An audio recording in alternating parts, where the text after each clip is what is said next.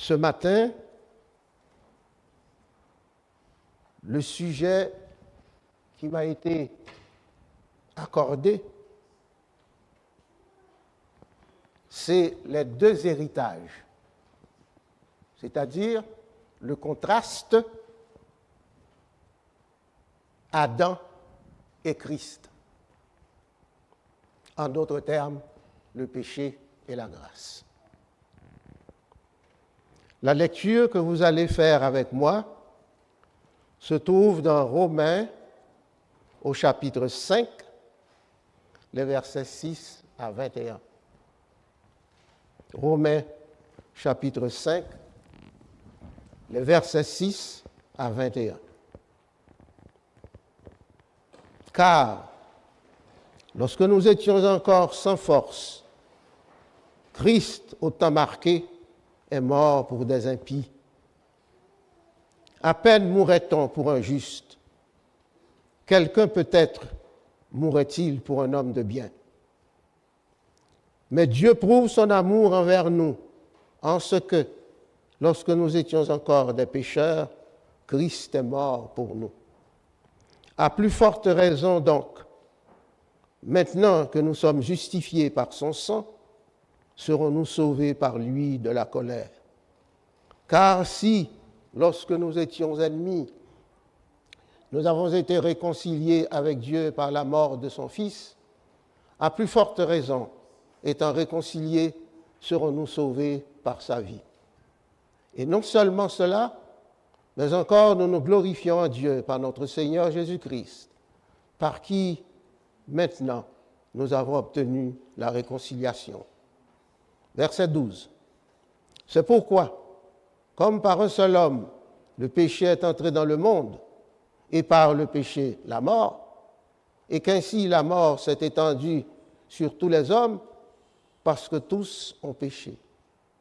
Car jusqu'à la loi, le péché était dans le monde. Or, le péché n'est pas imputé quand il n'y a point de loi. Cependant, la mort a régné depuis Adam jusqu'à Moïse, même sur ceux qui n'avaient pas péché par une transgression semblable à celle d'Adam, lequel est la figure de celui qui devait venir. Mais il n'en est pas du don gratuit comme de l'offense. Car si, par l'offense d'un seul, il en est beaucoup qui sont morts, à plus forte raison, la grâce de Dieu et le don de la grâce venant d'un seul homme, Jésus-Christ, ont-ils été abondamment répandus sur beaucoup. Verset 16. Et il n'en est pas du don comme de ce qui est arrivé par un seul qui a péché. Car c'est après une seule offense que le jugement est devenu condamnation, tandis que le don gratuit devient justification après plusieurs offenses. Verset 17. Si par l'offense d'un seul, la mort a régné par lui seul, à plus forte raison, ceux qui reçoivent l'abondance de la grâce et du don de la justice régneront-ils dans la vie par Jésus-Christ lui seul. Ainsi donc, comme par une seule offense, la condamnation a atteint tous les hommes, de même, par un seul acte de justice, la justification qui donne la vie s'étend à tous les hommes. 19. Car, comme par la désobéissance d'un seul homme, beaucoup ont été rendus pécheurs, de même, par l'obéissance d'un seul, beaucoup seront rendus justes. Or, la loi est intervenue pour que l'offense abondât, mais là où le péché a abondé, la grâce a surabondé, afin que, comme le péché a régné par la mort, ainsi la grâce régna par la justice pour la vie éternelle, par Jésus-Christ notre Seigneur, parole du Seigneur. Amen. Quel beau texte! Quel beau texte! Quel beau texte! On est tous visés et on est tous entretenus, hommes et femmes, par cette parole sacrée que vous venez de lire avec moi. Au verset 6, c'est bien écrit Car lorsque nous étions encore sans force, Christ, au temps marqué, est mort pour des impies, que nous étions tous.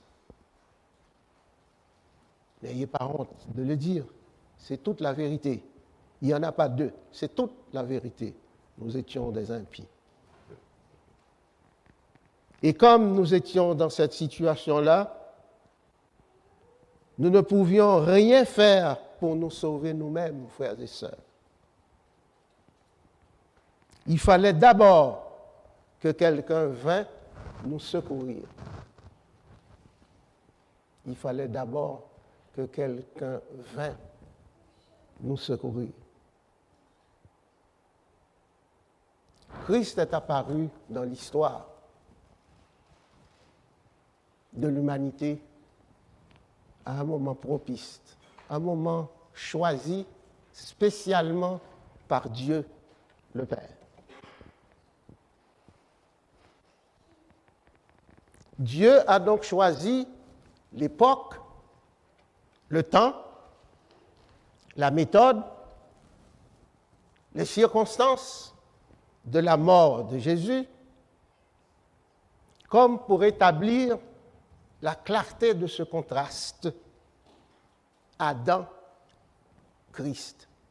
On est dans deux choses, deux histoires qui se complètent, frères et sœurs.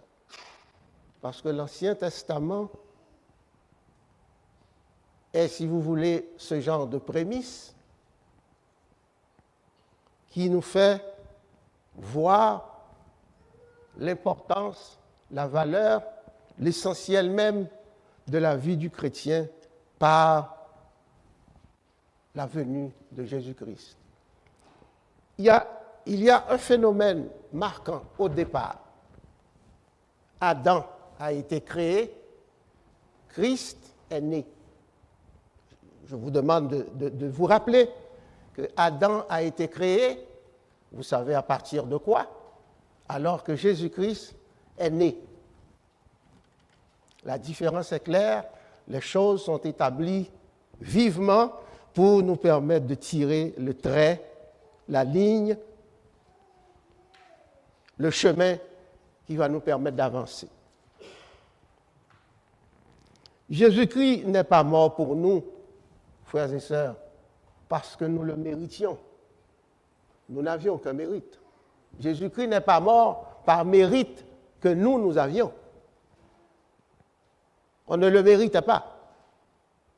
Mais tout simplement, comme vous le savez, le verset le plus connu des chrétiens, dans Jean 3, verset 16, que Dieu a tant aimé le monde, ainsi de suite, vous connaissez le reste. Ça vient nous montrer que Dieu nous a aimés et avait pensé à nous avant même notre apparition sur terre.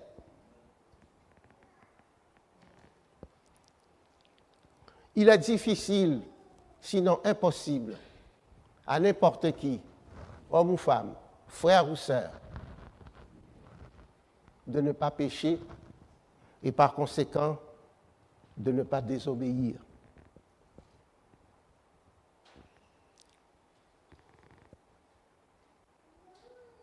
La chose qu'il faut toujours se rappeler en même temps, c'est que l'amour qui a conduit Christ à la croix, c'est ce même amour qui a envoyé le Saint-Esprit en nous pour nous guider, frères et sœurs.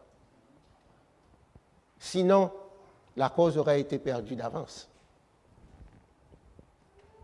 Et cette même puissance qui a ressuscité Christ de la mort, c'est cette même puissance, nous autres, qui nous a sauvés par justement la mort et la résurrection de Jésus-Christ.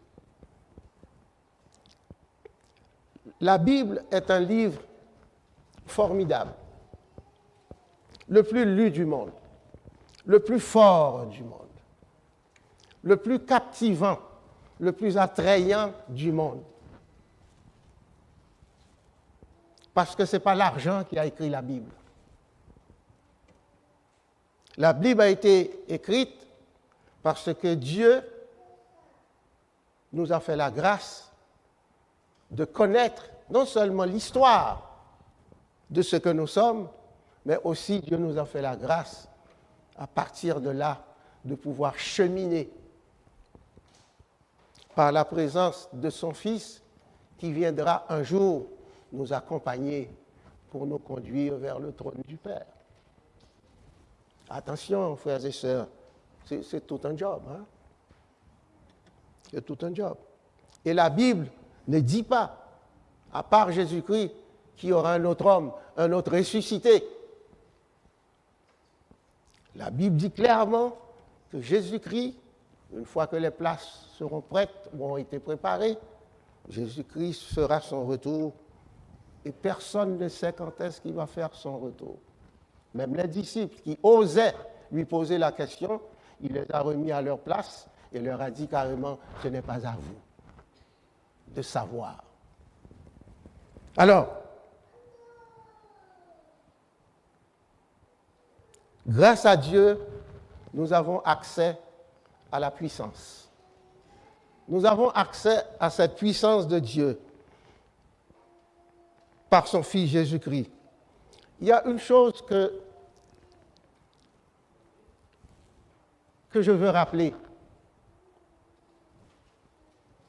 Dieu fait ce qu'il veut, il donne à qui il veut, il fait miséricorde à qui il veut, vous le savez tous. C'est très bon, la prière, c'est notre lien, c'est notre communication avec Dieu. Mais ce n'est pas la prière qui va vous donner la guérison. C'est Dieu qui va vous donner la guérison. Nous continuerons de prier constamment, incessamment, parce que par la prière et par la foi, par la prière et par la foi, nous gardons notre contact avec Dieu, mais ce contact doit être établi avant même toutes les circonstances fâcheuses qui pourraient intervenir dans nos vies, frères et sœurs.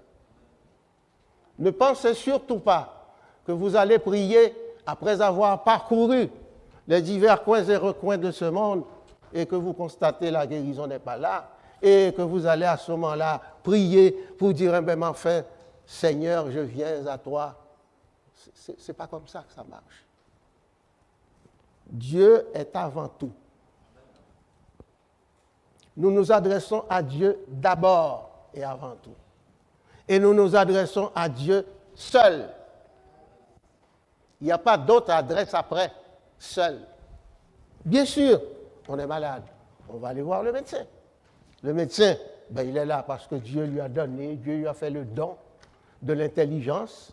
Il s'est accolé à l'instruction, puis il a appris le médecin, tout comme quelqu'un d'autre a quelque chose d'autre.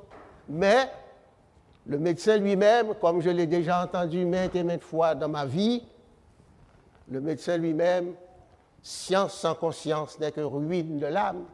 Le médecin lui-même avoue, il ne fait que soigner, la guérison appartient à notre Dieu.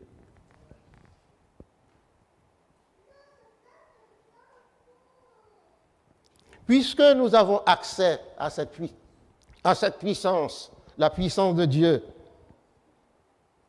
c'est sûr que dans 2 Corinthiens 5, les versets 15 à 19, nos prières y sont pour quelque chose, c'est sûr. Parce que quand nous prions, non seulement nous reconnaissons la puissance de Dieu, mais nous y mettons aussi notre amour. Nous y mettons aussi notre amour. La conséquence est là. Dieu est grand, Dieu est saint.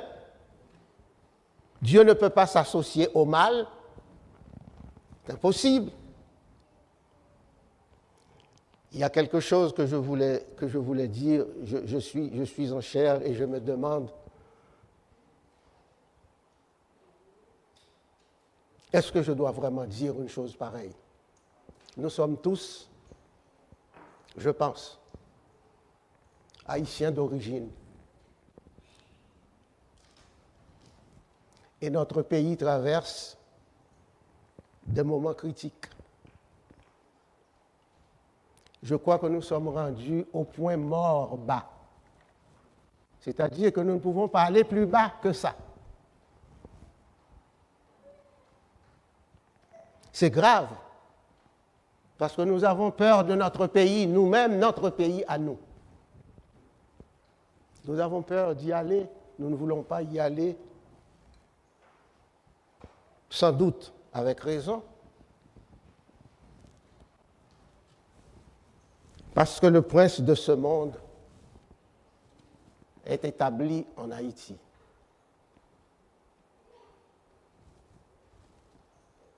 Le mal bat son plein, la course vers le pouvoir est rendue à son paroxysme et le malin empêche aux dirigeants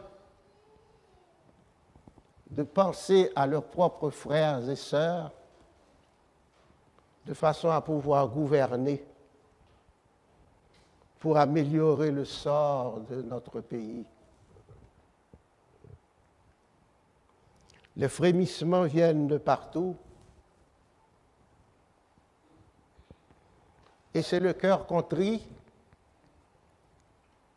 que nous recevons des appels au secours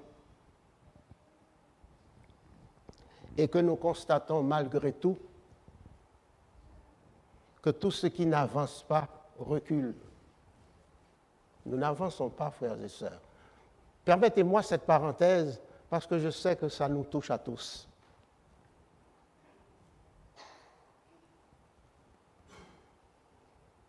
On n'a pas fini de prier Dieu. On n'a pas fini de se sacrifier. Parce que Dieu nous a demandé et nous a dit, par l'intermédiaire de son Fils, à la dernière minute, aimez-vous les uns les autres.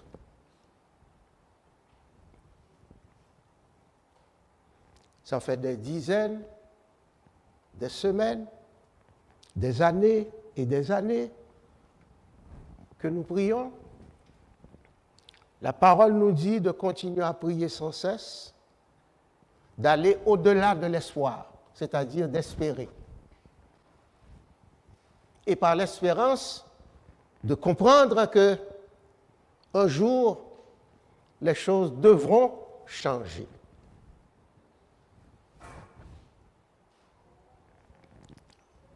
Pardonnez-moi, je ferme la parenthèse. Ce que nous savons nous-mêmes, chrétiens, c'est que nous voulons changer, nous avons changé, parce que Christ s'est chargé de nos péchés, de nos problèmes, de nos peines, de nos chagrins. Christ est allé plus loin, il s'est chargé de notre condamnation. Comprenez bien que il n'y a pas de condamnation pour ceux qui sont en Jésus-Christ. Vous vous rappelez dans Romains 8? C'est déjà le prononcé d'un jugement. Il n'y a pas de condamnation pour ceux qui sont en Jésus-Christ. Le problème, ce n'est pas à moi de dire à Christ que je suis en lui. Ça va être à Christ de me dire si je suis en lui.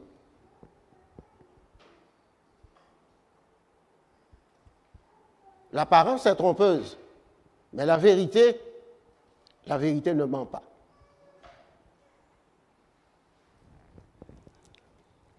Nous ne sommes plus ennemis et exclus, mais nous sommes devenus amis de Dieu par Jésus-Christ à cause de la réconciliation. À cause de la réconciliation. Et c'est là que le contraste prend sa place. Adam, Christ. Nous faisons face à deux héritages, frères et sœurs. L'héritage d'Adam et celui de Christ.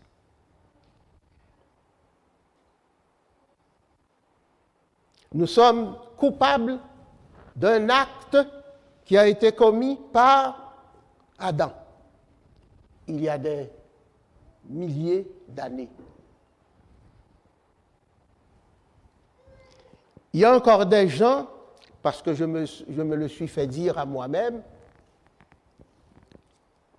que c'est injuste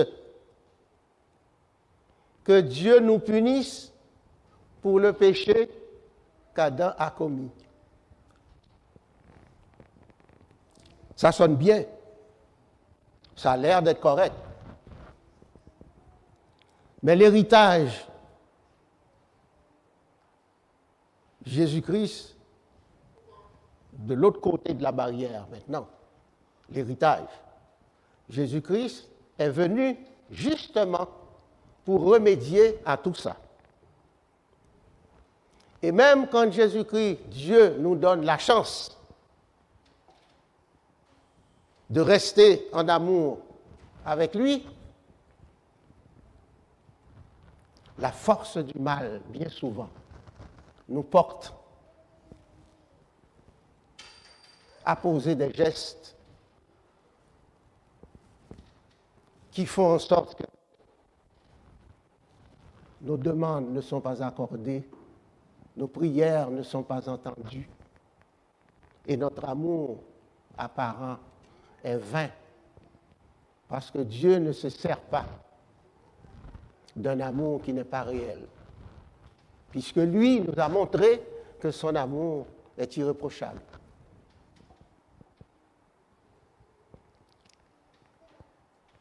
En lisant certains documents, certains livres, certains travaux de recherche par des théologiens, des hommes de Dieu, des gens qui ont pratiqué la parole pendant 50, 60, 80 ans d'affilée.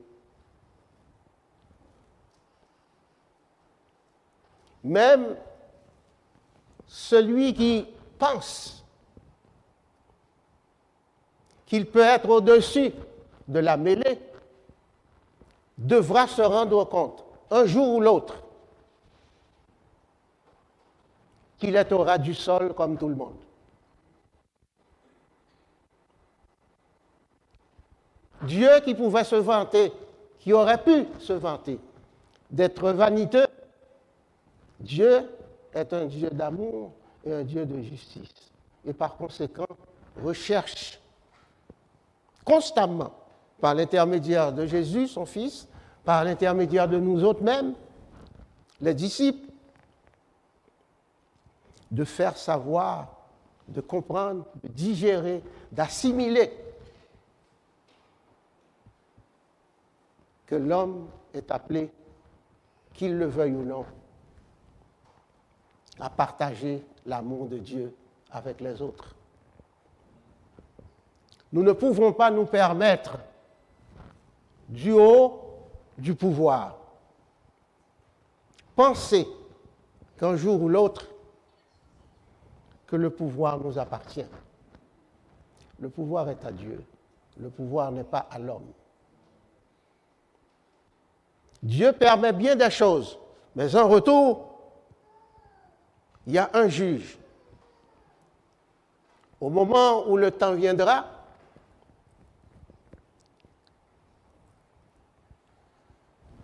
tout le monde devra comparaître pour pouvoir répondre de ses actes, de ses actions, de ses bienfaits, mais aussi des malheurs qu'il a causés à d'autres hommes ou à l'humanité. Jadis, dans le temps, le péché n'était pas considéré comme un péché. Le péché est devenu un péché quand la loi s'en est mêlée. Vous savez que là où il n'y a pas de loi, il n'y a pas de péché. Hein? C'est vicieux, mais c'est ça la vérité. Là où il n'y a pas de loi, il n'y a pas de péché. Est-ce que je dois vous rappeler le pays lointain que nous connaissons tous? Là où il n'y a pas de loi, il n'y a pas de péché. C'est la raison pour laquelle beaucoup d'hommes puissants agissent parce que quand ils ne sont pas au-dessus de la loi, ils sont la loi.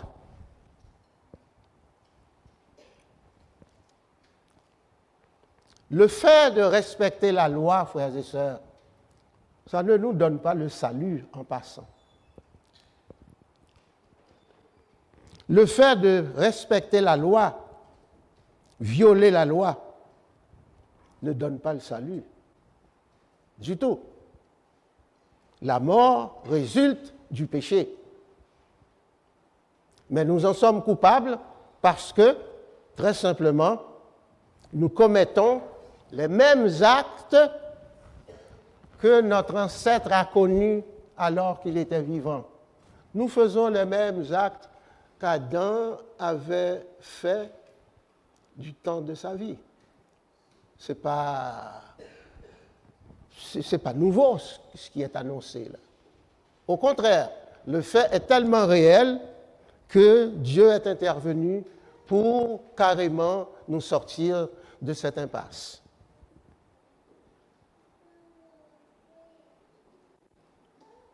Pourquoi la loi est là? La loi est là tout simplement pour nous rappeler, pour nous révéler nos fautes, nos manquements, nos désobéissances, etc. Comme j'ai entendu dire déjà à la télé que les lois sont faites pour être désobéies. Mais seulement, il y a une conséquence à ça. Alors, dans les deux héritages, là où il y a la ruine du côté d'Adam, eh bien, du côté de Christ, c'est le salut. Là où il y a le péché, mais de l'autre côté, il y a la justice. Mais il faut y croire, frères et sœurs. Il faut y croire. C'est-à-dire, il faut y mettre la foi. Et même quand nous prions, nous devons dire et nous devons demander à Dieu d'agrandir notre foi, d'élargir notre foi, d'approfondir notre foi.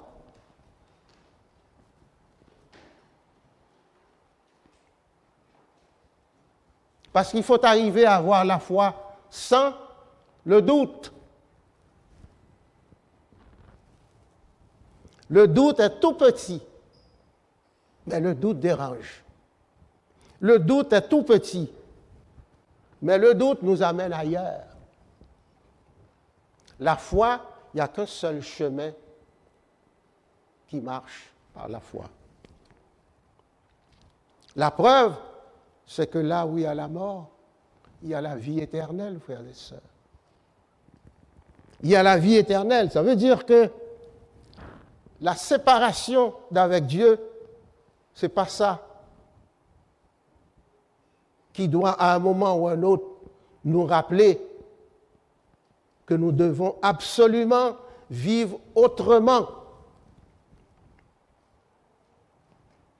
Bien souvent, et ça m'arrive aussi à moi, en priant, nous récitons notre Père.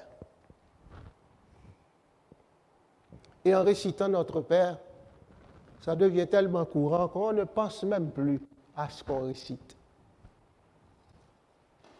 On le dit si vite, si bien. Et pendant que nous récitons le Notre Père, la Bible nous rappelle que Dieu nous a déjà dit qu'il sait de quoi nous sommes formés, qu'il nous connaît, il sait qui nous sommes. Il sait exactement ce que nous avons dans nos têtes, dans nos cerveaux, dans nos cœurs. Il n'y a pas de secret pour le grand maître. Parce que quel que soit, vous l'avez lu, vous l'avez étudié aussi avec moi, avec des pasteurs, avec des prédicateurs, que vous alliez dans les ténèbres, la lumière sera là. Ça veut dire que vous ne pouvez pas vous cacher devant Dieu. Dieu est lumière, il vous verra toujours. Que vous alliez au fond des océans, on est ici dans l'Atlantique, que vous allez de l'autre côté du Pacifique, mais Dieu est là. La prière qu'on peut faire et qu'on doit faire, c'est de demander à Dieu constamment, matin et soir, nuit et jour, Seigneur, fais-moi la grâce de devenir et de demeurer conforme à toi. Adam est la contrepartie de Christ. Adam est la contrepartie de Christ. Adam représente l'humanité créée, alors que Christ représente la nouvelle humanité spirituelle.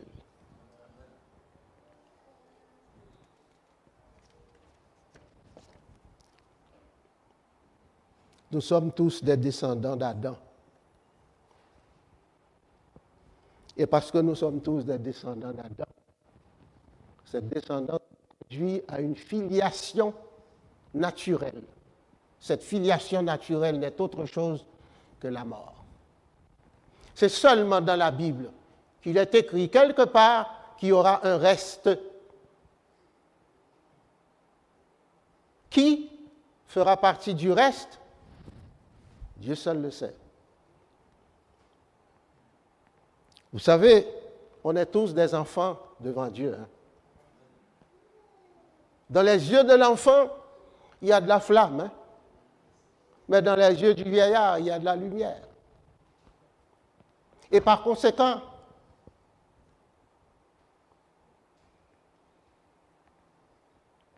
nous devons savoir dans quelle catégorie d'hommes nous voulons nous trouver face à Dieu. Chanter, prier, honorer, c'est très beau. C'est ça qu'il faut faire. Nous devons nous élever au-dessus même du milieu dans lequel nous vivons pour pouvoir prendre contact avec notre Dieu. L'explication est simple. Quand vous voulez prier, que vous devez prier dans la plus grande sincérité, la plus grande profondeur, rentrez dans votre porte, dans votre chambre, fermez la porte derrière vous, parce que le silence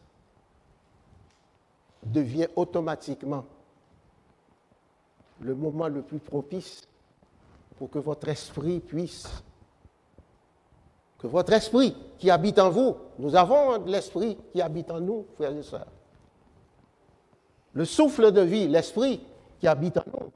Quand Jésus-Christ a dit, il faut que je m'en aille, parce que si je ne m'en vais pas, vous n'aurez pas, il faut que je m'en aille, et quand je sais aller, l'Esprit va venir pour me remplacer. L'Esprit habite en nous, parce que Jésus-Christ, ce n'est pas complexe, mais c'est une vérité. Ne prenons pas la naissance de Jésus-Christ comme étant le fait pour nous dire que c'est à ce moment-là que Jésus-Christ existe. Jésus-Christ a toujours été existé en la personne divine.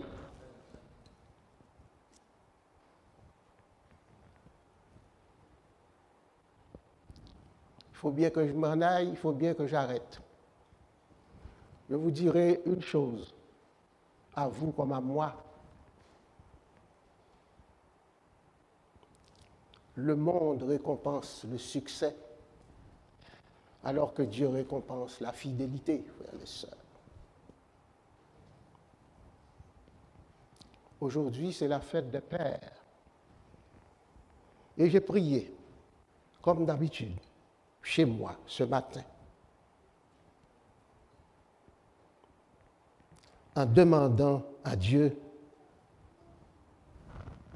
comme à vous, parce que je prie pour l'oratoire, pour l'Église, chaque jour, pour nous tous, et j'ai demandé à Dieu de nous accorder, à l'occasion de la fête des pères, à nous les hommes, devenus pères grâce aux mères, aux femmes. Parce qu'on ne peut pas être père si... Alors, et j'ai prié et j'ai demandé à Dieu quelque chose pour nous tous, de nous accorder de la sagesse. J'ai demandé de la sagesse pour une raison très simple, Les temps sont devenus particulièrement durs, difficiles. Le danger nous guette de partout. Vous constatez comme moi que le monde est bouleversé. Les puissances s'affrontent. Les armes sont en plus grand nombre que des êtres humains.